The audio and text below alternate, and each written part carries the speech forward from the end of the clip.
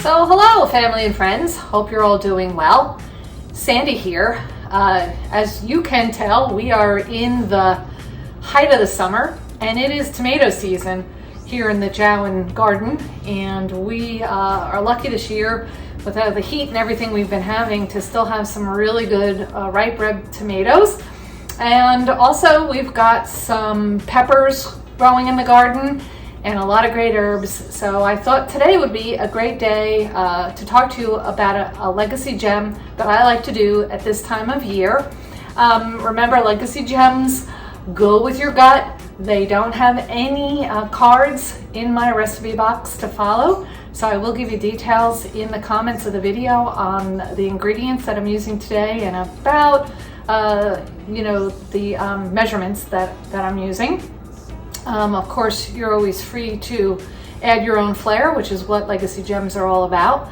But I wanted to make a batch of bruschetta. I call it bruschetta, you can call it bruschetta.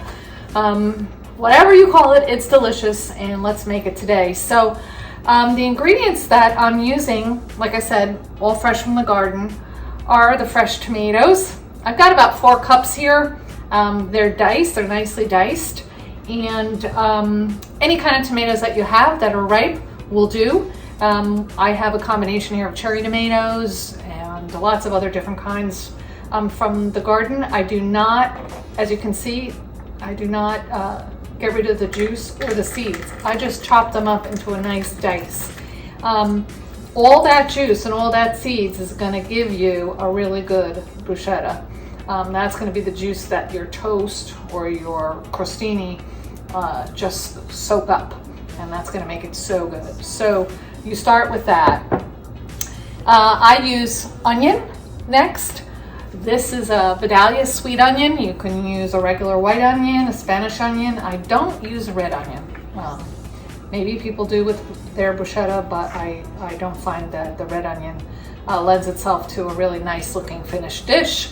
That's about a cup of raw chopped onion. And then, like I said, I have peppers in the garden. Right now they're doing really well. This is a purple pepper, which is really pretty. Just dice that up. It's about a cup of pepper. And then I've got about 3 tablespoons of small capers and a little bit of the juice, about a tablespoon of the juice. The juice gives a really great flavor to the bruschetta. So we'll put that in. And then some raw garlic. To your taste. This is about 2 medium cloves. You can do more or less, whatever you feel like you want to do, but the raw garlic really adds a really nice flavor to a bruschetta. And then I have some chopped fresh basil, also from the garden. I have purple basil out there this year. Purple basil is really flavorful and also real pretty. And then some fresh parsley, which I also got from the garden, so we'll throw that in. A couple tablespoons of the basil, a couple tablespoons of the parsley. And a little pepper. So start out with about maybe a half a teaspoon of pepper, just to get you started until you give it a taste. And same with the salt. So this recipe, bruschetta, the salt's going to give it a lot of its flavor. So start with a half a teaspoon and then go from there. And at this point, that's all the ingredients that we got from the garden. And we're just going to mix those up. I just mix it right in a Tupperware so that it can pop it in the fridge right when you're done, and it's as little mess as possible. And from there we'll go on to the next step. All right, so the next step in the bruschetta is the vinegar and oil. So I'm just going to start this with a nice, I'm using a large tablespoon here. I'm just going to fill that spoon with oil and sprinkle it over. I use a really good flavorful olive oil for this. Make sure you use something that you like that has a lot of flavor. And then I'm using regular balsamic. So I start out with about equal parts of balsamic and oil, maybe 1.5. Let's do, because I like mine a little bit more vinegary to have a flavor that's a little tangy.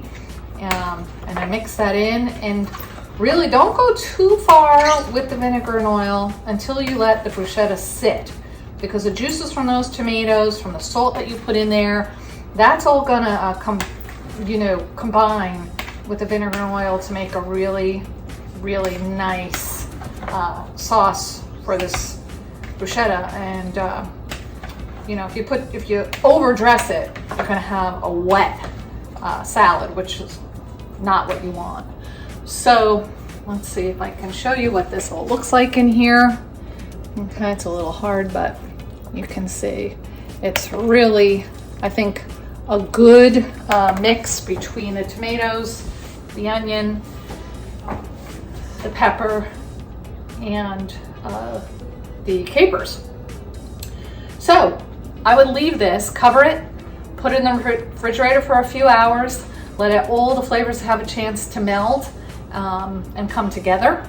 And then once you're done with that, take it back out, get yourself some nice crostini or some nice toast, and then a slotted spoon, and simply dip in, and then put the bruschetta on your toast and serve it. At that point, if you want to sprinkle it with a little bit of additional salt and pepper before serving, you can certainly do that. And definitely make sure that you dig down to the bottom and get some of the sauce, and then sprinkle that sauce over the bruschetta once you've got it on the toast.